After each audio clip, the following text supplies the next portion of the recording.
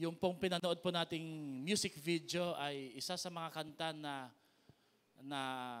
naalala ko at kinakanta po namin nung ako po'y nagsisimula pa lang po sa pananampalataya. Find Us Faithful ni Steve Green. Sino po ang nakakilala kay Steve Green sa kantang yon? Napakaganda po at ito po yung topic natin ngayong umaga na to. But before that, we will be reading a portion of scripture na may kinalaman po sa panghuling installment natin sa Day by Day. Okay? We talk about the importance of what to do when you don't know what to do, our daily bread, the daily what is it, and then last Sunday pinag-usapan po natin yung the importance of the day after tomorrow.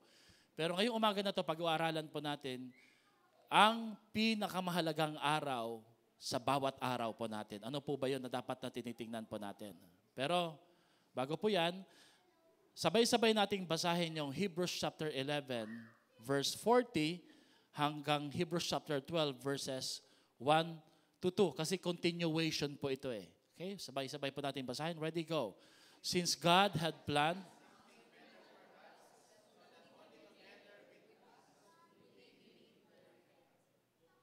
therefore since,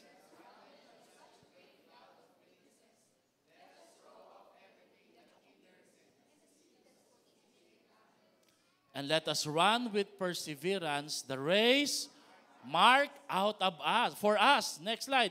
Fixing our eyes on Jesus, the pioneer, the perfecter of our faith, for the joy set before him, he endured the cross, scorning its shame, and sat down at the right hand of the... Okay, bago natin basahin yung Tagalog, sino dito discouraged ka ngayon? Pakisabi nga sa katabi mo, fix your eyes on Jesus. Huwag kang tumingin kahit saan, no? Kasi pag tumingin ka sa paligid mo, madidepress ka, may stress ka. Basahin po natin yung Tagalog neto, okay? Sapagkat may magandang plano ang Diyos para sa atin, upang sila'y hindi maging malibang kasama tayo. Kaya nga dahil napapaligiran tayo ng napakaraming saksi, tanggalin natin ang anumang balakid at ang kasalanang kumakapit sa atin. Buong tiyaga tayong tumakbo sa takbuhing nasa ating harapan, ituon natin ang ating paningin kay Jesus. Sa Kanya nakasalalay ang ating pananampalataya mula simula hanggang dahil sa kagalakang naghihintay sa Kanya, hindi Niya inalintana ang kahihiyan ng pagkamatay sa krus at siya ngayon nakaupo sa kanan ng trono ng Diyos. Sabihin mo nga sa katabi mo, pinagpala ng Diyos ang pagkabasa ng Kanyang banal na salita. Let us pray. Panginoon, inaalala po namin ang Israel. Maging yung alitan ng Israel between the Gaza Strip, Lord, na dala po ng pakikipagdigma ng grupong Hamas. Panginoon, meron silang mga ideology na pinaniniwalaan pero ang means o kaparaanan po nila para isulong po ito ay karahasan, violence. First, Lord, we pray, since you are the God of peace, O God, sa Israel, 2,000 years ago, many years ago, Lord, you have been born, Lord, in that little country as the Prince of Peace, O God. Kaya dalangin namin, Lord, iparanas niyo po ang kapayapaan sa mga taga roon, lalo po sa mga mananampalataya, sa mga naapektuhan, mga biktima ng karahasan na ito, upang makilala nila kayo, Lord, bilang tagapagpataguyod ng kapayapaan at kaayusan. At kayo'y maging Panginoon at tagapagligtas sa kanilang buhay. We also pray sa mga nag-i-intervene, Lord, ng mga bansa. Dalangin ko po ang iyong proteksyon, karunungan, gabay, patnubay. At dalangin ko po, Panginoon, puksain, pigilin niyo po, Panginoon, ang pananamantala ng mga teroristang ito. And we're praying, Lord, that you would give wisdom to each and every national leaders, O God, na sila po'y makibaka sa pagkakaisa at pagpigil po ng karahasang ito. Of course, Lord, hindi lamang po sa Israel, kundi maging sa patuloy na digmaan pa rin na nangyayari sa Ukraine at Russia. We pray, Lord, for peace, Panginoon, for ceasefire. At sa ibang bansa, Panginoon, na meron pong mga digmaan na hindi po namin nakikita at di namin alintana. Lalong-lalo na po ang community of faith, mga missionary, pastor, simbahan, mga mananampalataya, mga religious sects and groups and leaders na nagsusulong po ng iyong buhay na salita. We pray for your blood covering and protection. At dalangin ko po, Patuloy ho kaming manalangin, makiisa. At sabi nyo nga po sa inyong salita, Panginoon, ang Israel ay pinakamamahal nyong bansa. At sa kasaysayan, marami na pong sumubok na digmain ang bansang ito, subalit hindi sila nagtagumpay. Sabagat kasama po nila ang aming Panginoon, ang Diyos na makapangyarihan, the Lord Sabaoth, the Lord of Hosts. We also pray sa aming po mga pinagdadaanan sa pangkasalukuyan.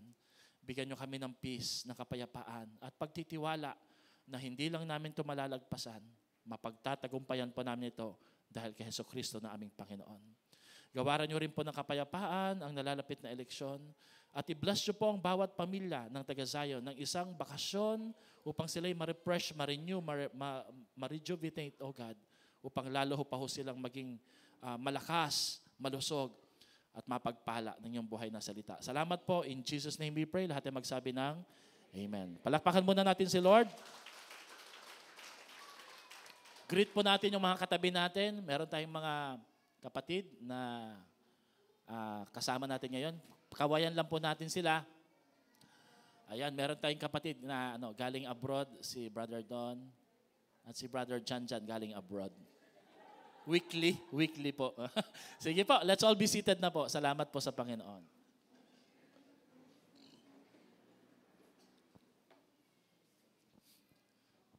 Kaya po natin tatapusin yung topic na day by day ngayon. Naka-4 na linggo na rin po tayo, no? Kasi sa darating na linggo, pang-ilang linggo na po yung darating na linggo? Pang-5. Tama po, no? Ay magbibigay po ako ng special message about death. Kamatayan. Minsan lang po, di ba? Minsan lang po yung November 1 o undas. Kaya gagamitin natin yung opportunity ito para malaman natin ano bang sinasabi ng Biblia patungkol sa tradisyon, kaugalian ng Pilipino patungkol sa patay at kung ano po ang pwede natin matutunan ng mga bagay na totoo sa Biblia. So day by day, last message is pinamagatan po natin itong how to run and finish the race of life. Ulitin nga po natin, basahin natin, ready, go. How to run and finish the race of life. Well, ang Christian life ay maraming pictures po. Maraming analogy, maraming imagery. Ibig sabihin po, pagsasalarawan, ganito daw po ang Kristyanong buhay, parang sundalo, parang magsasaka, nagtatanim ka. Ang kaharian daw ng Diyos ay parang isang bukirin, no? Pero isa po sa pinaka-perfect imagery or analogy o picture, larawan po, kung ano ang Christian life, ay ito po yung isang race o takbuhin. Tama-tama, maraming tumatakbo, no? Pero hindi po yung tinutukoy natin na takbuhin. Ang tinutukoy po natin dito is yung tinatawag nating the race of life. At alam nyo po, pag binabanggit po yung race, ang iniisip natin kagad ay 50, 100 meter dash. No. We're thinking here that when we say race, it's a marathon, ultra-marathon. Mahaba-habang takbuhin. At hindi ho dito kailangan, mabilis ka, kailangan dito magtatagal ka. Sabi mo nga sa katabi mo, magtatagal. Kasi hindi ito pabilisan. Ito po ay may kinalaman po sa endurance. Endurance, no? Parang, kung nakapanood na ho kayo ng triathlon, ano po ba yung pastor ibig sabihin ng triathlon po? It's a competition na may 3 po na category. Swimming, running, saka bisikleta. Tama po, no? Tinagurian po ito na the Ironman race. Bakit Ironman? Kasi po, patatagan. Kahit mabilis ka, pero pagdating po dun sa langoy o di kaya sa takbo, napagod ka na, hindi mo na rin matatapos yung race. So, importante ho dito, yung endurance test talaga. Kaya nga po, Ironman. Unfortunately, although we say that Christian life is a race, many Christians never finish it. Alam niyo po, 1997, naging Christian po ako. So do the math kung ilang taon na pa akong Christian ngayon. I've been a pastor for almost 17 years. Marami pa pong nauna sa akin. At alam niyo po, nakakalungkot, yung iba po na Christian, yung iba po na naggabay, nag-lead sa akin, yung iba pa nga po, pastor, bukod po sa wala na sila, yung iba po, wala na talaga sa faith. Nanlamig, nag-backslide, nawala, at iniwan po nila yung pananampalataya. Alam niyo po, ang tawag ho niyan ngayon is deconversion. Deconversion. Nagpalit. Iniwan nila ang Panginoon sa kanilang mga buhay. Why? Yung iba po na sidetrack, yung iba po ay na-distract sa yaman. Napansin niyo po ngayon, dami pong mga networking. Lately lang po, meron pong ni-raid po sa isang prestigious hotel sa Manila na kasalukuyan pong nagpo-promote po sa isang networking na gagamitin ng pera sa online casino, ni-raid po sila. And amazingly, nandun po yung isang attorney na dati pong attorney ng isang pangulo ng ating bansa. Panoorin niyo po yung news. Huwag puros TikTok. At yung sikat po na celebrity couple, ay grabe po. Milyon-milyon po ang nakuhang pera. Sa Mindanao lang po, marami tayong mga pastor po doon. I'm sorry to say this, pero ito yung totoo. Mga pastor po sila, wala pong pera.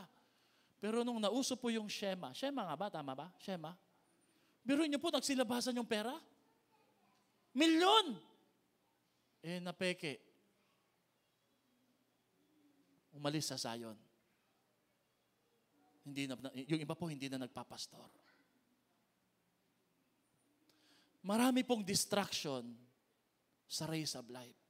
Discouragement, problema sa bahay, kahinaan, karamdaman, temptation, even po yung success can be a form of discouragement or derailment para mawala ka sa takbuhing ito. And some were disqualified. Alam niyo po ba, nung tayo pinanganak, the race has been set up sa buhay po natin. Simula nung naging tao ka, naging baby ka, may race ka na kagad na tinatakbo. Ang problema lang, during that time, nung hindi mo pa kilala si Lord, you are running on the wrong direction. Because ang race na iniisip mo, religion, success, accomplishment, itinuturo sa iyo ng society, talunin mo sila lahat, i-flex mo lahat ng meron ka because that's how they measure success.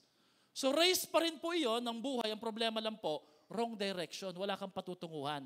Walang tinutukoy po na that day. Yan po yung topic natin talaga ngayon eh. Sabi po sa Proverbs 14 verse 12, may daan sa tao na akala niya'y tama, subalit ang dulo nito ay kapahamakan. Naku, pasalamat po yung iba sa inyo, pinagtiyagaan kayo ng cell leader at pastor. Kasi kung hindi, magpapagod lang ho kayo, kakatakbo, kakapasumikap, pero hindi pala natin alam saan patungo yung tinatakbo natin. The race is important, but most importantly, the most important is you're running on the right track. Because the Bible says in John 14:6, sabi ni Jesus, ako ang daan, ang buhay at ang katatohanan, walang makapupunta sa langit, ang finish line, kundi sa pamagitan ni Kristo Jesus. Marami ho sa atin dito, akala natin tama yung tinatakbo natin. Pero mabuti na lang may nag-intervene, may nangialam, may nangulit eh. Kaya naibalik po tayo sa tamang takbuhin ng buhay. Hello? Amen ba? Now, what is the race of life? The race of life, ang tawag ho dito is the Christian life. Kaya pag hindi ka Christian, maling race yung tinatakbo mo. Because the race of life starts when you recognize Jesus as your personal Lord and Savior, not religion, not your own works.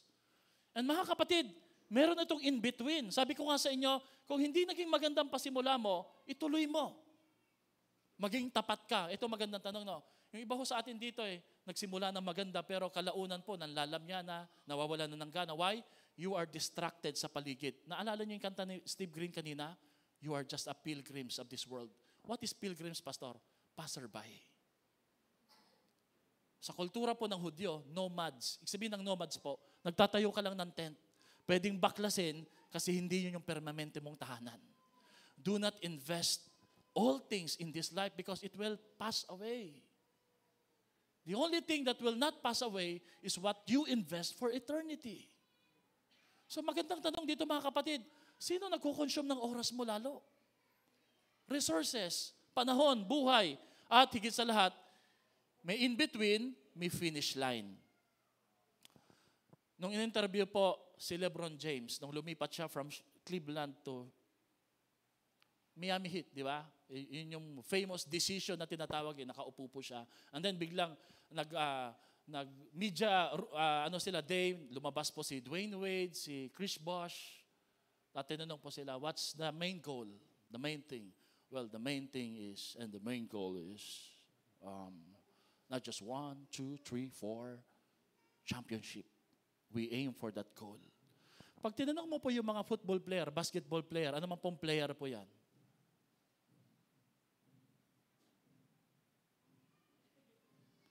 Ang main goal po nila, yung tropeyo, yung championship. Kaya hindi sila nadi-discourage kasi ang tinitingnan nila, hindi yung process, yung 80 plus games, ang tinitingnan nila, one day, makapaglalaro kami sa finals and we will hold that trophy. That is the main thing. Mga kapatid, listen. The main thing of our day-to-day Christian walk is that you will see yourself facing Jesus at the finish line. And the question is, are you even heading to that direction today? Papunta ka ba doon?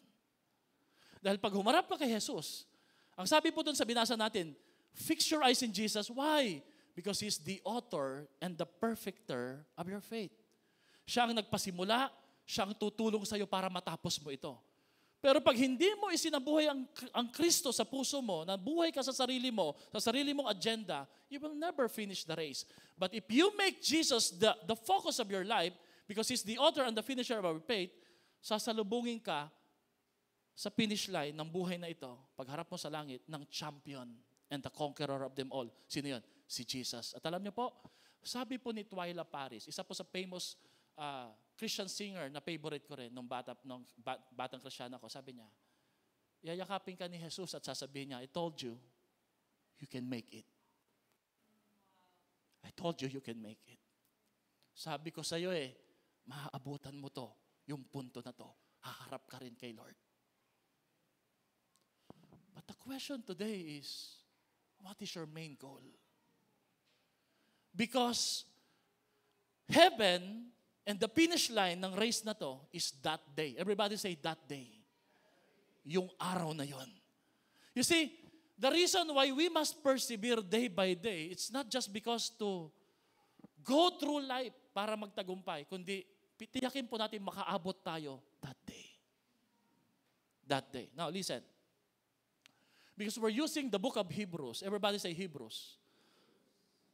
Ang tema ng Hebreo o aklat ng Hebreo is the drifters of faith. Kaya pag binasa niyo po yung aklat ng Hebreo, puros encouragement dyan. Jesus is better than the angels. No, bakit kayo bumabalik sa pag bumabalik kayo sa kasalanan, pinapako niyo uli ang Panginoon dahil siya'y napako para sa inyong kasalanan. So, it's a book that encourages drifters. Ito yung mga Kristiyano na nagsimula ng maganda, pero hindi na tinatapos yung takbuhin sa buhay. So the author of Hebrews, whether it's Paul or the other apostles, gave them the whole of faith. Hebrews chapter 11. Look at David, look at Noah, look at Samson, Barak, pati yung mga hindi pinangalanan. Chapter 11 po yun. Tapos bigla niyang kinonek. Sabi niya, therefore, pakita ka natin bro, since we are surrounded by so great cloud of witnesses, yamang napapalibutan tayo ng maraming mga saksi. Sino po yung mga saksi na to? Yung mga nauna sa atin. What does the author of Hebrew telling us? If they did it, if they finished the race, you can do it. You can do it. Kaya mo rin. At sabi niya, chini-cheer tayo araw-araw niyan. Sila yung laging naniniwala at nagsasabi, kaya yan, ni ganito, ni ganyan. Tatapusin niya yan. But the book of Hebrews, some Christian drifts away from their faith and they're going back to the old life, from the tradition. Pumupunta uli sila sa mga ritual. May binanggit pang dyan, pati yung pagtutuli bilang pamamaraan ng kaligtasan.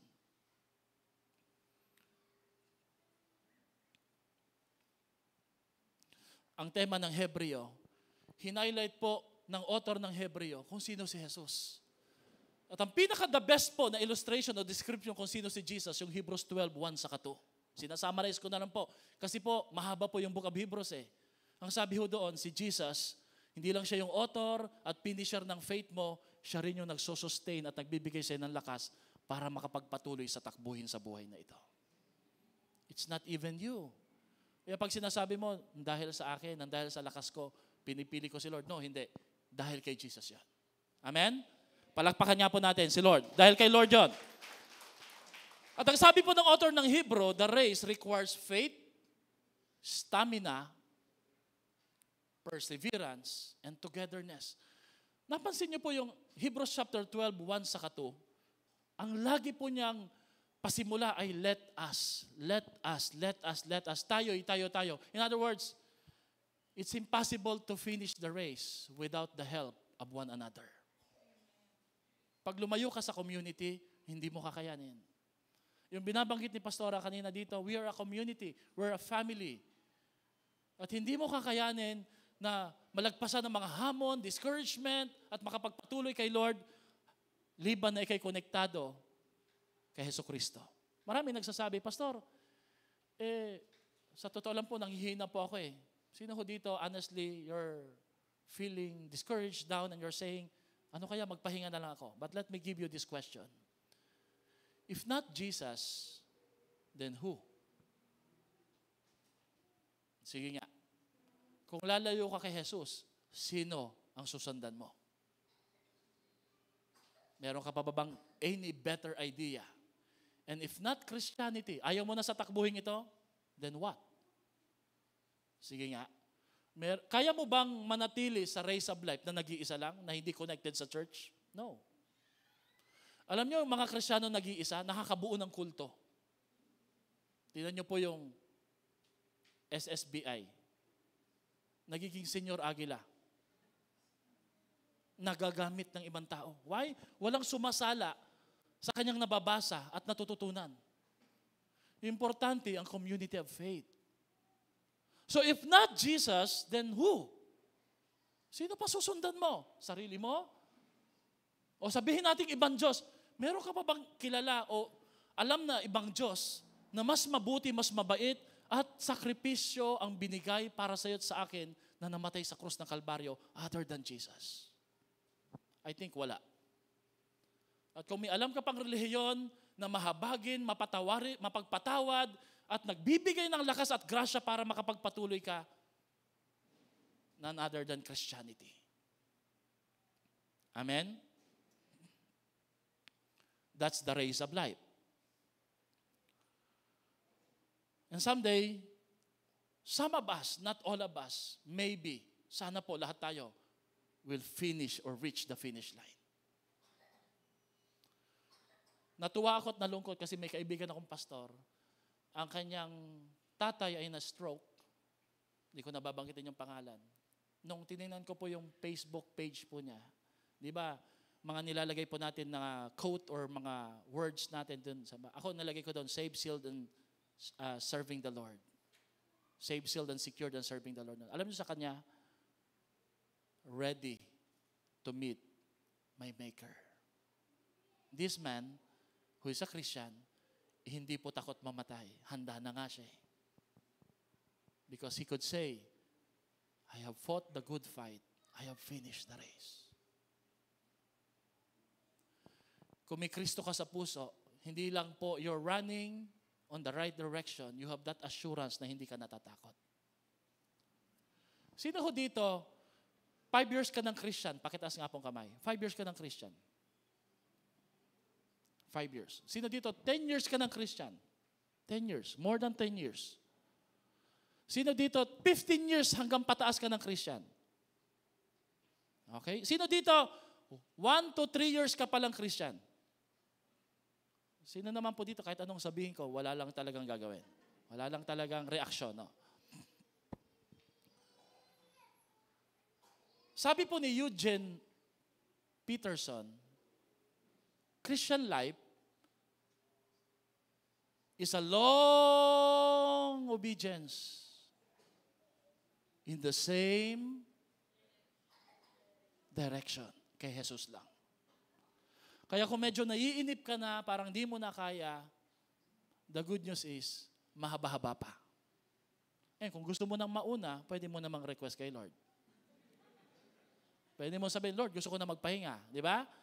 Pero, kasi, yung iba nga, di ba, gustong mamatay. Hindi mamatay-matay.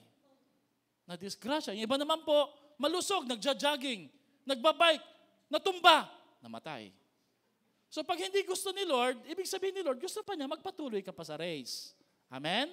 Sabihin mo nga sa katabi mo, correct. Correct, di ba? Amen? So Christian life is a long obedience in the same direction. Why? Why? Kasi may pinapagawa pa si Lord sa'yo.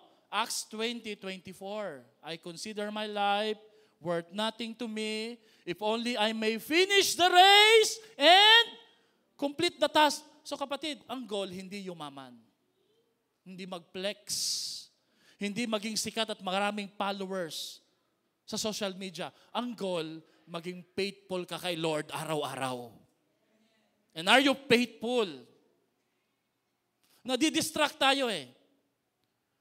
Hindi dapat ang mundo ang nagdi-define sa'yo ng success eh. Si Lord. And why is it? We are supposed to influence the world, but we end up being influenced by our surrounding. Are you finishing the race? Are you completing the task that the Lord has given us? Pastor, para lang yan sa mga ministro, mga pastor, no. Para yan sa lahat ng Kristiyano na nasa race of life. Ito pong verse na to, alam niyo po kung anong background nito? Nasa Jerusalem si Paul, pupunta po siya ngayon sa Rome. Sabi ng mga Christian believer, huwag kayong pupunta doon. Paul, huhulihin ka na, papatayin ka, may marka, wanted list ka. Kumbaga, ikaw si Monkey D. Luffy. Ang laki ng reward mo. Pero sabi ni Paul, hindi. Kailangan nila marinig yung salita ni Lord. Pinipigil, nag-iyakan talaga sila. Parang sabi nila, Paul, that's your death sentence. And Paul delivered a very powerful statement. I consider my life worth nothing. Wala na akong pakialam. If only I may finish the race and complete the task that the Lord has given unto me. Question. Pag humarap ka ba kay Lord, can you boldly say this? Lord, I finished the race. I completed the task. No regrets. Natapos ko, Panginoon, ang pinagagawa ko mo sa aking buhay. So ngayong umaga na to, meron pong maling paraan ng pagtakbo ng race of life. Meron din pong tamang paraan. The first rules o alintuntunin ng race of life, hello, I must daily remove all distraction. Nilagyan ko po ng Tagalog yan.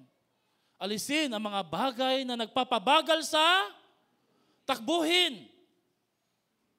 Pag tumatakbo ka, sino ho dito tumatakbo? Nagja-jogging. Hindi ho yung tumatakbo ka lang, may humahabol na aso. Hindi po. May naniningil. Yung nagja-jogging ka po talaga eh. Ano pong sinusuot pag nagja-jogging? Maong. Maong dapat, di ba? Cargo pants. Ano pa?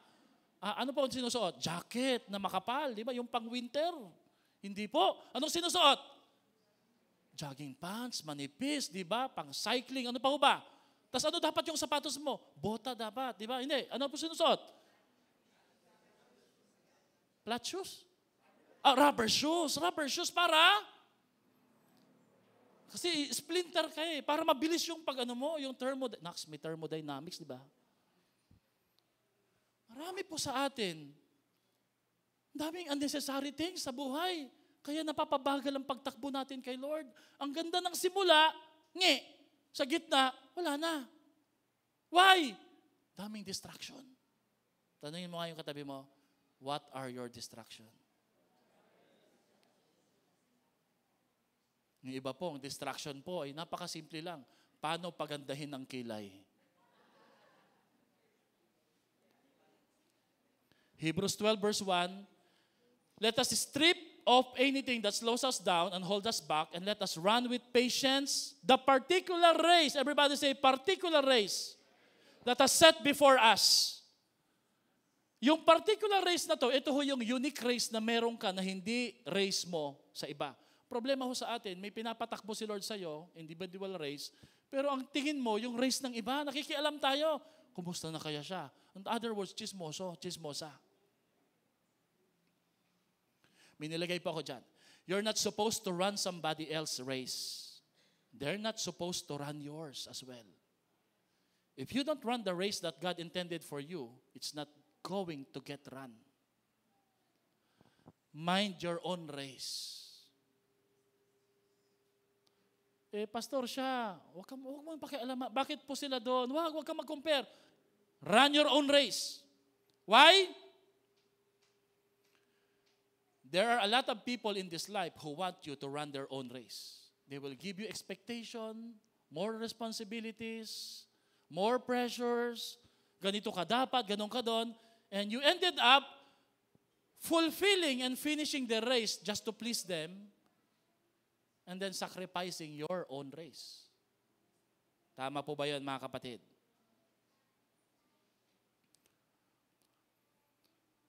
What is it that can distract you from your life mission?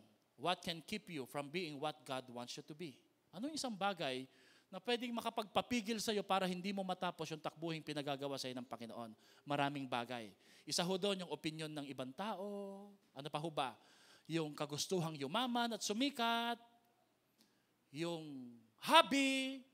Simpleng hobby lang po yan. Hindi naman masama magkaroon ng hobby. Leisure time. Pero yung leisure time, unnecessary things po yun. Pag inaraw-araw mo, hindi ka makakapag-focus kay Lord. Pero isa ho sa pwedeng pumigil sa iyo para hindi mo makompleto yung task ni Lord saka yung race of life is your past. Yung nakaraan mo. Or yung ex mo.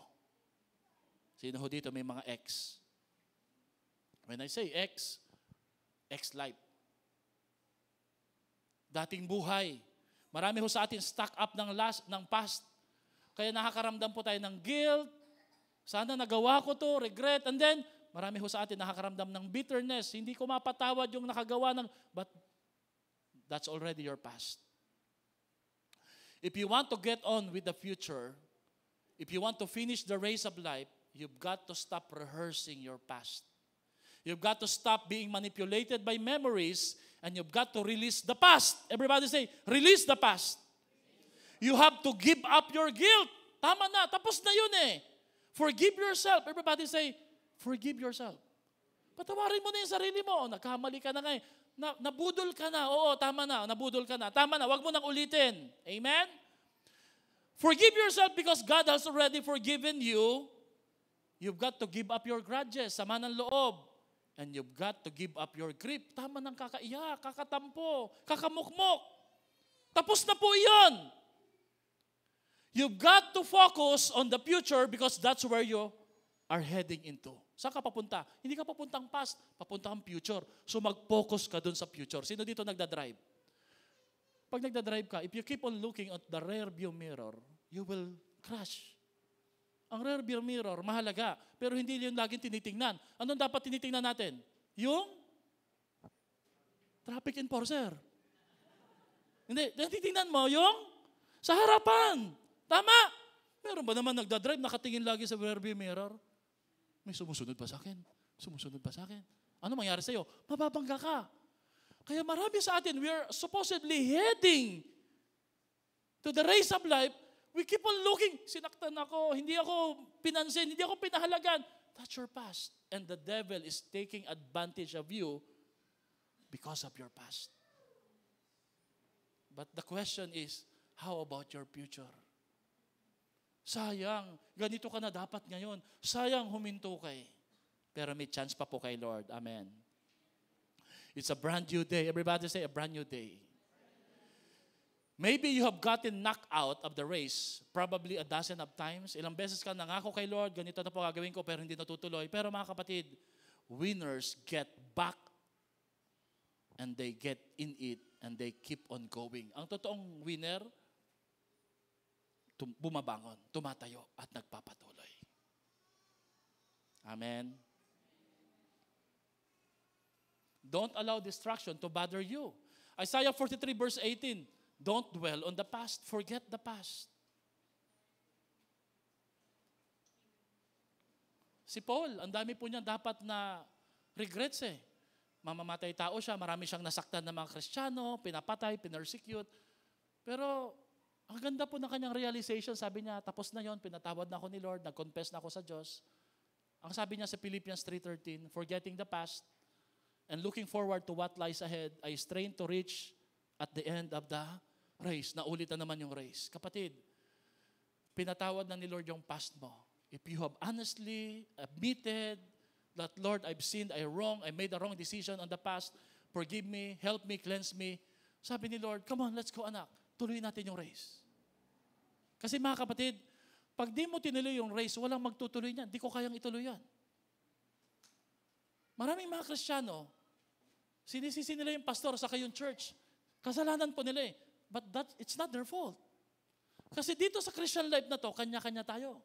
May leader lang tayo, pero kanya-kanya tayong lakad at takbo. Nandito lang po kami para gumabay. Pag ayaw mo, may time pwede ka naming antayin, pwede ka nilang antayin, pero tandaan nyo po, may buhay din po yung iba na kailangan magpatuloy. Pero anong saya po kung lahat po tayo kahit pagod ay sabay-sabay at nagpapatuloy at hawak kamay sa biyaya ng ating Panginoon. Amen? Yung bang walang maiiwanan. Galing pa ako North Caloocan nung Friday eh. Sabi ko, tutuloy pa ba natin to? Pastor, makita ko lang po kayo eh. Makita lang po namin kayo, Pastor, na papatuloy eh. Parang nakakahiya naman pong huminto. Sabi ko, naiyak naman ako. And then they gave me a tribute ng Pastor's Appreciation. Konti lang po sila eh. They gave gifts. Sabi ko, hindi na kailangan. Hindi, Pastor eh. We appreciate you. Sabi ko, salamat po. Thank you, thank you. Sabi ko, Lord, maaatim mo bang huminto kung alam mong may mga silent na umaasa sa'yo? And you know what? Because you choose to be discouraged, some people stop and they drifted away from the race of life. I don't want to do that. Kasi naniniwala po ako, may umaasa sa atin, may nag-aabang sa atin. Amen? Akbayan mo ngayon katabi mo, sabi mo sa kanya, hindi para sa'yo, para sa iba. Magpatuloy ka. Amen? May baby, may anak dyan na lalabas. Tama? Mga nanay, tatay, pag nakikita niyo yung mga anak niyo, gusto mo nang bumigay di ba? Gusto mo nang tumalon, pinipili mo lang gano'ng kataas. Pero iniisip mo, may anak kang nag-aantay, paano ka naman bibigay? Paano ka mag-give up eh? May umaasa sa'yo. Amen? At dahil may umaasa sa'yo, hindi ka pwedeng bumigay. Magpatuloy ka para kay Lord. Pangalawa, I remember the reason and the reward. Alalahanin mo ang dahilan at ang gantimpala ng takbuhin. May dahilan eh. Kasi pag hindi mo alam yung dahilan, hindi mo malalaman paano masimulan at ipagpatuloy. If you don't know the why, you will never know the how to run the race of life. Lagi kong tinatanong yun eh, why am I a pastor? Why am I a Christian? Pwede bang magpahinga na lang, Lord? Pwede po bang ganito na lang, wag na lang eh. Pero lagi akong bumabalik sa why. And I suggest you, kung nadi-discourage po kayo ngayong umaga na to, ayokong i-discredit yung discouragement because that's personal. Yan po'y mahalaga sa inyo, mahalaga sa atin eh. And we learn from it, right? But if you're being discouraged right now, go back to the reason why you even started. Bakit ka nagsimula? Bakit ka nandito? Kasi minsan ang discouragement natin, hindi dahil mahirap eh, kundi nakakalimutan natin bakit tayo nagpapatuloy at bakit tayo nagsimula. Kasi kahit mahirap, pag nalaman mo ang dahilan, bakit ka nagsisimula, sino nagpasimula sa'yo, kakayanin mo. Kakayanin mo. So I encourage you, I challenge you, mga kapatid, ask yourself mamaya, why am I a Christian right now? Is it because of Pastor Albert? Is it because of my cell leader? Is it because may utang na loob ako sa kanya? Hindi ako makakalas sa sayon eh. If those were your reasons, madali kang bibigay. Pero pag ang dahilan mo, si Jesus, the author and the finisher of your faith, hindi ka matatalisod sa mga tao na pwedeng magkamali. Kasi kay Jesus ka lang. That's why fix your eyes on Jesus. Fix your eyes on Jesus. Bakit ka tumitingin sa tao? Bakit ka tumitingin sa kung kani-kanino? Hindi sila perpekto. At hindi sila ang namatay sa krus ng Kalbaryo at nabuhay na muli para sa iyo eh. Si Jesus lang. So don't try to please people. I always encourage our leaders, live for an audience of one. Wala kang dapat pasikatan o ipag-flex. Si Lord lang ang audience mo, siya lang. In my first pastoral, nag-preach ako, nangangatog yung tuhod ko. Ang suggestion po ng pastor ko, pag harap mo, maraming tao yan. Yung iba dyan nakikinig, pero yung iba dyan naglilista ng mali mo. Gawin mong glory sila at tingnan mo sa likuran, nandun si Jesus nakatingin sa'yo at nagdanad at nagsasabing, go on anak, tuloy lang. Wala kang responsibilidad magpakitang gila sa ibang tao. Si Lord lang ang tutok ng ating pananampalataya. Amen? If you don't know the why, you'll never stick with it. The why always determines how long in life. The why is the reason, and the reason always determine your motivation. Maraming mga Christian ngayon discouraged. No purpose. Bakit yung pag ginagawa ito? Ba't paulit-ulit? Routine. If you have no reason, if you have no meaning, no purpose in life, just trying to get ahead, you're going to get discouraged and you're going to quit and you won't make it to the end of the race. Napakahalaga lagi ng reason, ng purpose. Alam niyo, pag nadi-discourage ako, dalawang bagay pinapaalala ko sa sarili ko. Number one, I always remind myself that God gave me this race. God gave me this life mission. It comes from Him, not from people, not from the church. Pastor, ano po ang tulong pag pinapaalala mo sa sarili mo na ito'y galing kay Lord, hindi galing sa iba? Well, simple lang. If God gives you something to do, He's going to give you the power to do it. Kung ibinigay ito ni Lord sa'yo, kahit nang hina ka, matatapos mo to. Palalakasin ka ni Lord dahil hindi siya hihingi sa'yo ng isang bagay na ipagagawa niya sa'yo na hindi ka niya bibigyan ng energy para matapos ito. Amen? Pangalawa, bagong pa pala yun, may verse pala tayo. 2 Corinthians 4:1, God has given us this work to do so we don't become discouraged. Dahil binigay ni Lord sa atin ito, hindi tayo dapat mawalan ng mapanghinaan ng loob. Pangalawa, I realize that if I stay on the race, I will be rewarded someday. Everybody say reward. There's a reward. 1 Corinthians 9:25-26, to win the contest, Living Bible Translation, you must deny yourselves many things that would keep you from doing your best. But we do it for a heavenly reward that never disappears. So I run straight to the goal with the purpose in every steps. Now, question, saan nagsimula yung Olympics? Saan nagsimula yung Olympics? Sa Greece. Tama? Sa Greece. Kina Giannis Antetokounmpo. Di ba? Alam niyo po ba yung mga runners po doon, splinters, tatakbo sila, mabilisan, pinaghahandaan nila. Alam niyo kung anong reward nila? Yung dahon ni balagtas sa ulo. Laurel ba yun? Yun yung pinakaano nila, trophy. So ilalagay lang dito, wala pang ang picture eh. Winner. Mga ilang araw lang po, malalanta. So that's your trophy.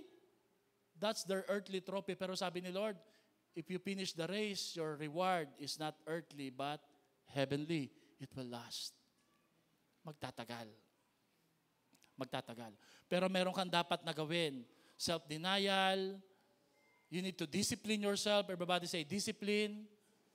And you need to have 3 motivation. Number 1, internal motivation. Pangalawa, external motivation. Pero ang pinaka-the best na motivation ay eternal motivation. Bakit ako nagbibigay kay Lord? That's my investment in heaven. Alam nyo, marami mga Kristiyano at mga tao, takot magbigay sa church, takot mag-invest. But I'm just wondering, no? Pero bakit gano'n, no? Ang bilis nilang madaya sa budol-budol at scam. They doubt the work of the Lord, the ministry of the Lord, na alam nilang saan mapupunta, pero walang pag-iisip, ang bilis nilang mag-invest sa isang bagay na too good to be true. Ang sagot, lagi kang matutukso kung anong laman ng heart mo. Kaya pag ang heart mo ang laman, pera, lagi kang matutukso doon. Pero pag ang laman ng puso mo, gawain ni Lord, langit, eternal investment, doon pupunta at susunod ang iyong resources.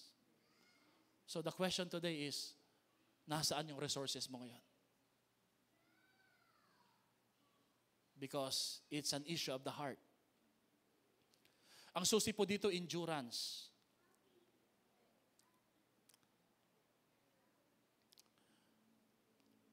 Most people today in this world are living life as if all that matters is today. And that's wrong, because today is going to be over by today. Today is going to be over by today. And it's not going to last. But what would last is that day. Eternity. Heaven. Number 3, I must renew myself daily. Palakasin ang sarili para sa takbuhin. You need to recharge yourself because ang totoo, nagre-require ng strength, ng dedication, ng determination. Ang race of life. 2 Corinthians 4:16 says, pakibasa, we do not become discouraged because our is renewed day by. May Tagalog ba tayo niyan? Wala na. Okay, we do not become discouraged because our spiritual being is renewed day by day. Day by day mong tatakbuhin yung race of life. Now, para hindi ka ma-discourage, araw-araw ka rin magpalakas kay Lord. And I'll tell you, paano ho magpapalakas. Nakakita na ho kayo ng eroplano, syempre. Okay. Kung dito lang po sa Bulacan, makakita ho kayo ng eroplano, mga maliliit na eroplano lang, no? Tama ba, Kevin, no? Si Kevin kasi aircraft mechanic to eh. Disciple ni Jan. Malapit na exam niya. Kevin, we're praying for you. Okay? Ang goal natin, Lufthansa. Amen. Amen. Pagkapasa mo, Kevin, huwag ka mapipressure. Wala ka masyadong lilibrihin dito sa pamasahe. Joke lang yan, Kevin. No? So makikita ka aeroplano, tumatawid dyan sa Plaridel. Ayun. Maliliit lang. Pero ang iniisip ko, yung aircraft po na yung warplane. Yung mga jet plane po. Meron pong portion, halimbawa po ngayon sa may Gaza Strip po, saka sa Israel, meron pang aeroplano ho dyan na nagso-surveillance. Yung iba po talagang loaded po ng mga bomb. Umiikot, round the clock. Paano ho sila hindi bumabagsak? Ilipad ng lipad. Meron pong tinatawag na mid-air refueling. Ano po, Pastor, yung mid-air refueling? Amazingly, ang mga aeroplano, nagpapagas sa refill. 57 lang sa refill. Wiper po. Hindi, joke lang po yun. No? Hulog yun, patay yun, di ba? May mid-air refueling.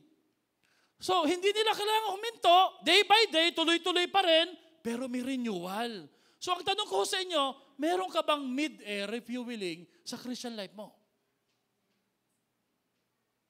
Kasi kahit tuloy-tuloy ka, hingal ka na pagod ka na, anong nangyayari sa isang taong pagod?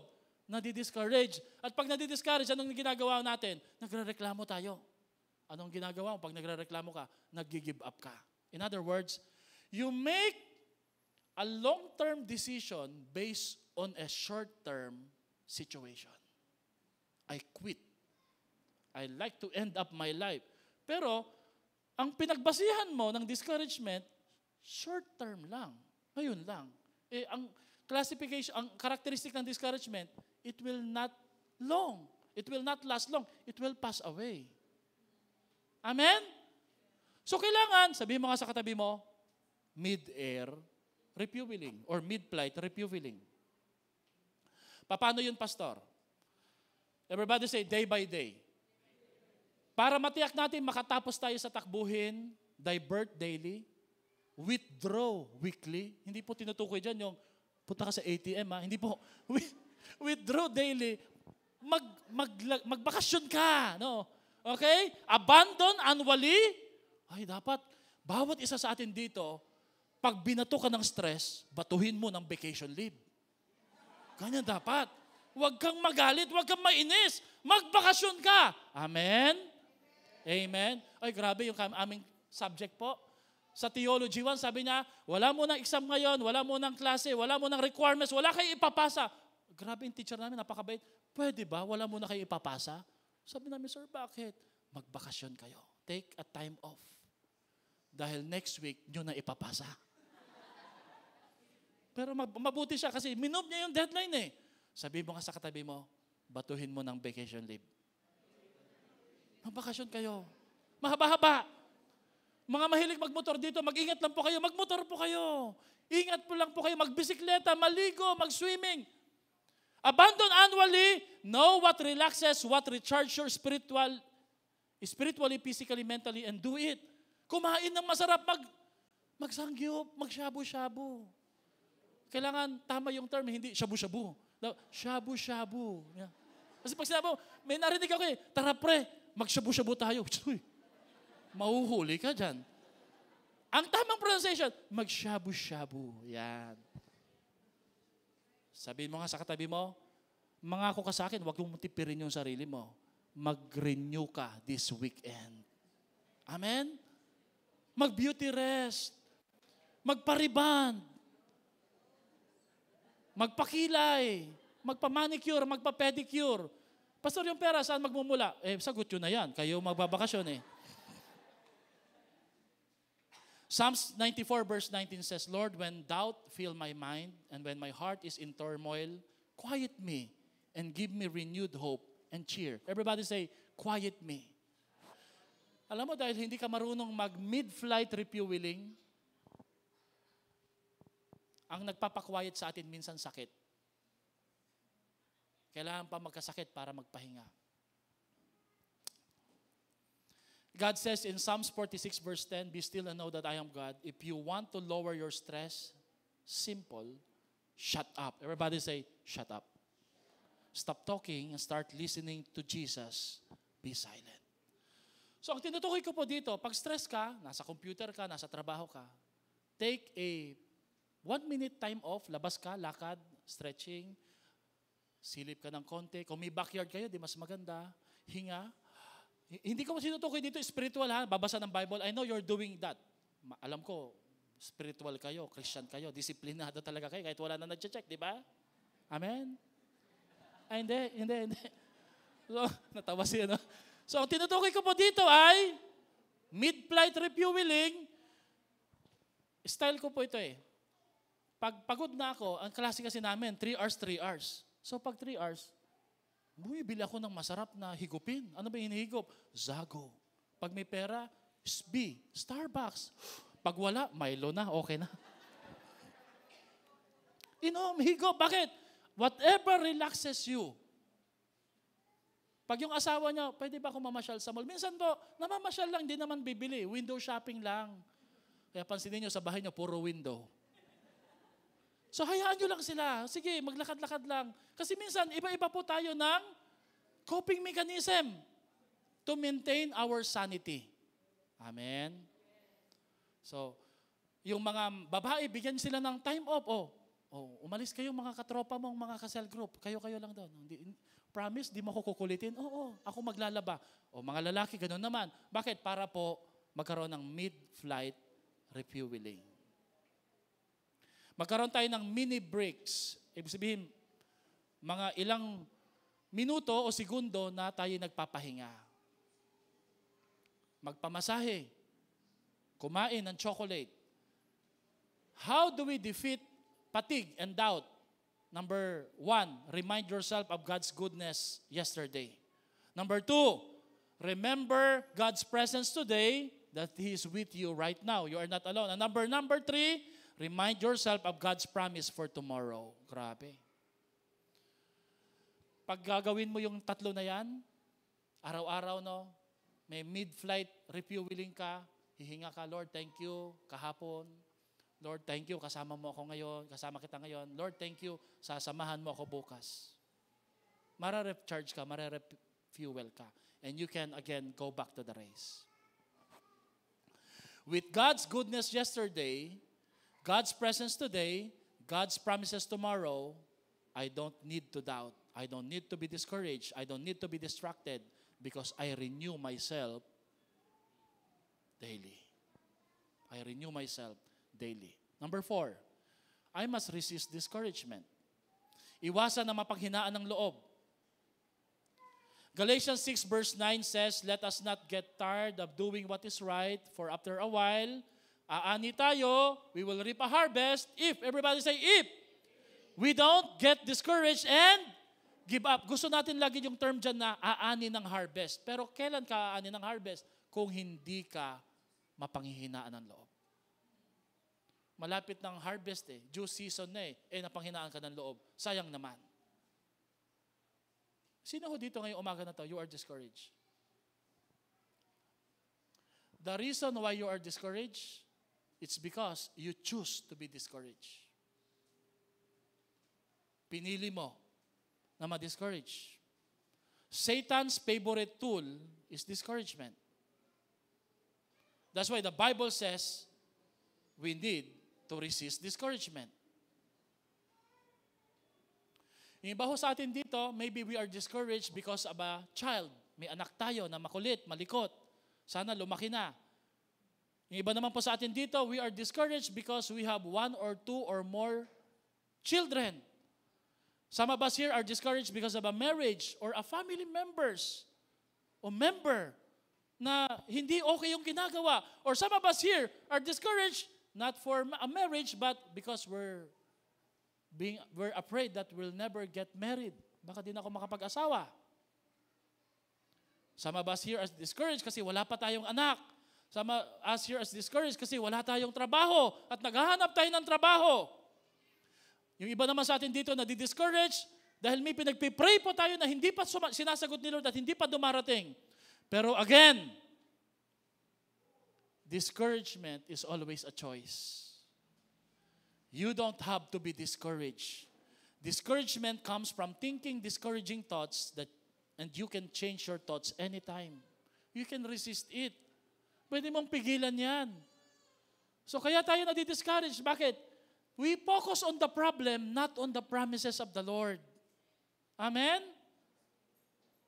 You can choose to focus on God's goodness yesterday, God's presence for today, and God's promises for tomorrow.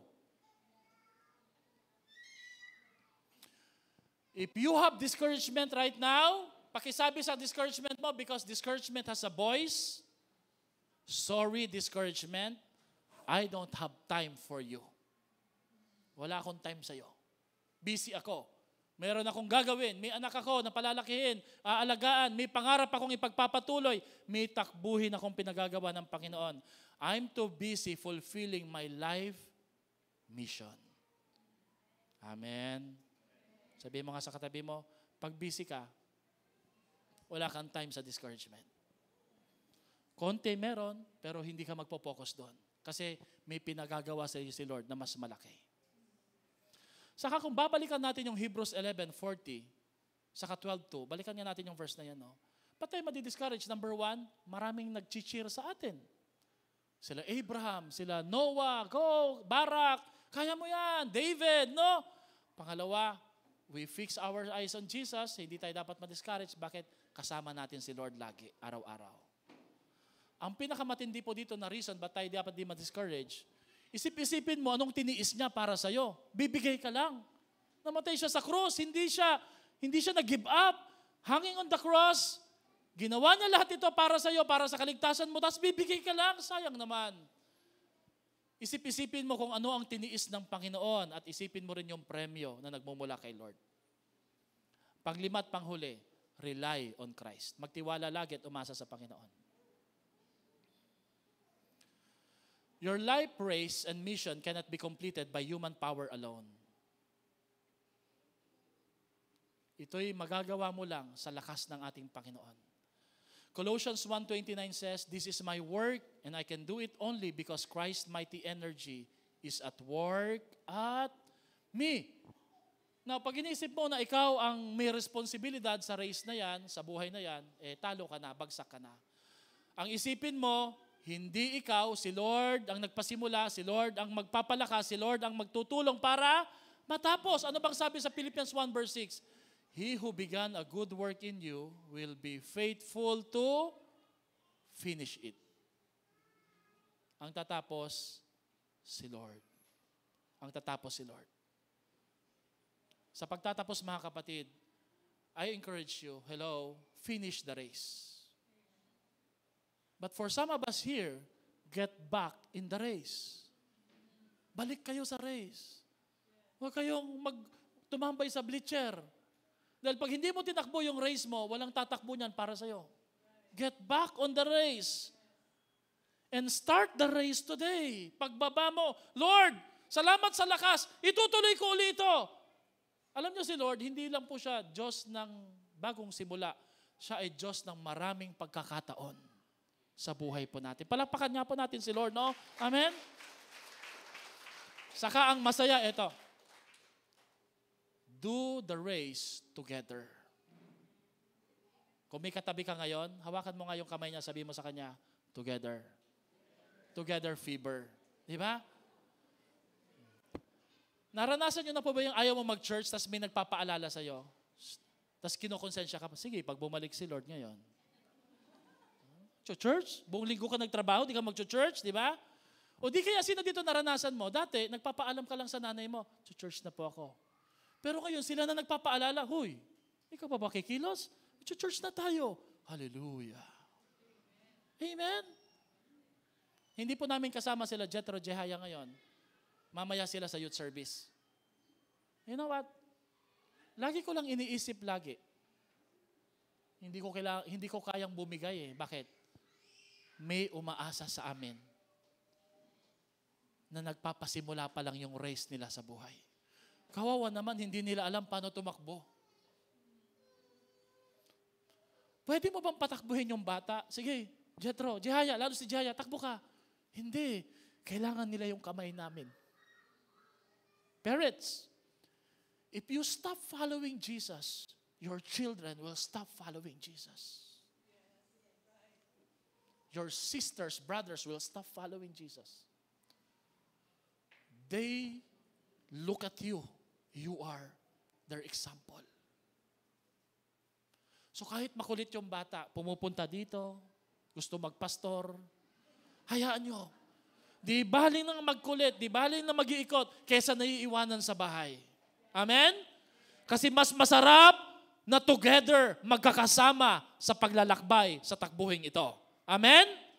Palakpakan natin si Lord sa buhay po natin. Last verse natin, 2 Timothy 4:7-8, I have fought the good fight, I have finished the race, I have kept the faith. Can you say this kay Lord? Now there is in store for me the crown of righteousness, the reward, on that day. Alam niyo, prayer ko, lahat tayo, Lord, sana on that day, sabay-sabay tayo.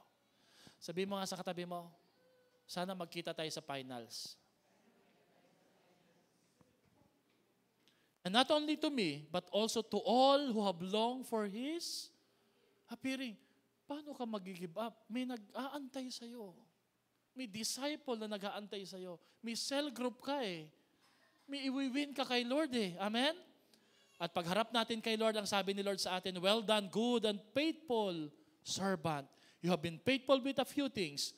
Enter now, andyan ba yung verse na yan? Into the joy of your master.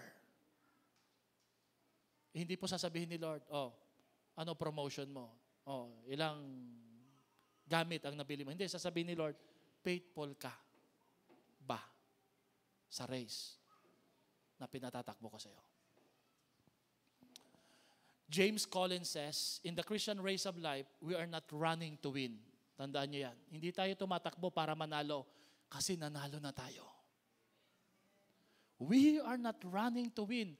We have already won. We are just running to finish. Jesus has already finished the race and He is standing on our side. Let's all stand for a prayer. At sa ating pagtayo, we will again sing that song, I will run to you, Jesus. I will finish the race.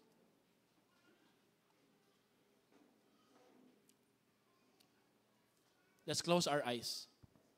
Sino po dito, ngayong umaga na to, alam mo sa sarili mo, you are on the race of life. Taas mo nga po yung kamay mo. At meron ho ba dito, you want to enter the race of life? Lord, pwede pa po ba, Panginoon, makasunod? Pwede pa ho ba makahabol? Yes, pwede pa. Pero kapatid, huwag mong tagalan. Huwag mong tagalan. Pwede pa. Who among you here right now, you want to be a good finisher of the race? Raise your hand. That someday, masasabi mo sa sarili mo, Lord, I have finished the race. I have finished the race. Alam niyo po, kami mga pastor, tinatrato namin lagi yung bawat araw na huli naming araw lagi. That's the only way to approach it. Bakit? Pag iniisip mo ito na yung pinakalas mo, you will give your best para kay Lord. At alam niyo po, habang nakataas yung kamay niyo, as you close your eyes, I want you to think about this. Sino sa mahal mo sa buhay ang wala pa sa race na kailangan makasama sa race? You don't want to continue and finish the race na may maiiwanan. Raise your hand if you're saying, Lord, help me na maisama ko ang aking pamilya sa race of life. On that day, Lord, magkakaharap-harap kami sa Panginoon. Let me pray for you. Panginoon, only by your grace, day by day, bawat araw, sa biyaya niyo lamang po kami, Panginoon. Kami nakakapagpatuloy, kami nakakapaglakbay, kami nakasusunod at nakapaglilingkod sa inyo. Pag wala ang grasya at habag at biyaya ninyo, hindi namin kakayanin. So today, Lord, we trust in your grace daily. Renew us, oh Lord. Lord, marami sa amin dito pagod na, ayaw na. Pero Lord, you don't want us to give up because you believe on us. You're waiting on us on the finish line. You're clapping, you're anticipating our finish. And you're saying, you can do it, anak. Kaya mo yan. Bangon. Lord, I pray today, give us the perseverance and the strength. Sustain us on the race of life. Panginoon, dun sa mga nanlalamig, nanlalata, nanghihina, or maybe sa mga nadidiscourage at didistract sa mga bagay sa buhay, sa paligid, mabuti man o pangit, help us, Lord, to remove the distraction so we could run the race and run unto you, Lord. Today, we're praying, Panginoon, na sabay-sabay kaming makakapagtapos sa race of life na to. Sa ngayon, Lord, hanggat pinahintuluhotan nyo kaming mabuhay lagi araw-araw, we will do our best, all for your glory and honor. Salamat po. In Jesus' name we pray. Amen at amen. Sabihin mo nga sa katabi mo, let's do it together. Come on, go. Let's do it together. Let's sing this song.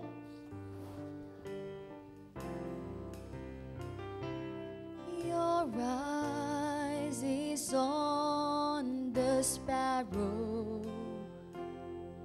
Your hand, it comforts me. From the ends of the earth to the depth of my heart, let your mercy and strength be seen. You call me to your purpose.